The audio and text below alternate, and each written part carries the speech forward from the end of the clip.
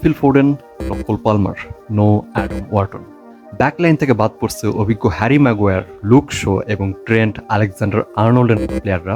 এদিকে 1986 পর এই প্রথম লিভারপুল থেকে ডাক পায়নি কোনো ইংলিশ ফুটবলার। ওয়ার্ল্ড কাপের সবচেয়ে কন্ট্রোভার্সিয়াল দল সিলেক্ট করে যেন বিতর্কের মুখে ইংলিশ ম্যানেজার থমাস থুকেল।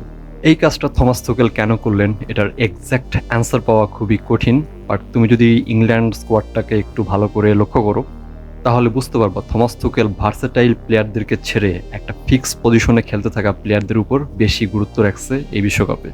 আর তুমি যদি এক্সপিরিয়েন্স আর ইয়ং ট্যালেন্টের ব্লেন্ডিংটা দেখো এই দলে, তাহলে মনে হবে এটা অনেকটাই ব্যালেন্সড একটা টিম।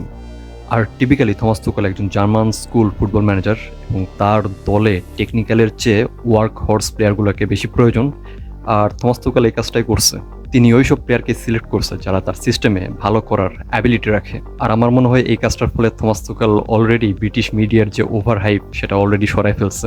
আরও একটা ইন্টারেস্টিং ফ্যাক্ট হচ্ছে 2014 বিশ্বকাপে ইংল্যান্ড দল যখন ব্রাজিলে খেলতে যায়, তখন ইংল্যান্ড ম্যানেজার রয় হডসনের কাছে প্লেয়াররা এসে অতিরিক্ত গরমের জন্য অভিযোগ করতে থাকে। বেসিক্যালি ইংল্যান্ডের সামারে অ্যাভারেজ টেম্পারেচার থাকে 20 থেকে 22 ডিগ্রি সেলসিয়াসের মধ্যে, যেখানে ব্রাজিলের 32 থেকে 34 ডিগ্রি সেলসিয়াস তারা আসলে নিতে পারতেছিল না। And that world cup journey was horrible for England. তারা পুরো বিশ্বকাপে একটা ম্যাচও জিততে পারে নাই এবং গ্রুপ স্টেজেই বাদ পড়ে। সো আমার কেন জানি মনে হয়েছে সেই পরিস্থিতি বিবেচনায় রেখে এবারও ওয়ার্ল্ড কাপ স্কোয়াডটা সেভাবেই সাজানো হয়েছে, যারা আমেরিকা মেক্সিকোর অতিরিক্ত গরমও যদি পড়ে তারা যেন ওই পরিবেশটার সাথে অ্যাডাপ্ট করে নিতে পারে।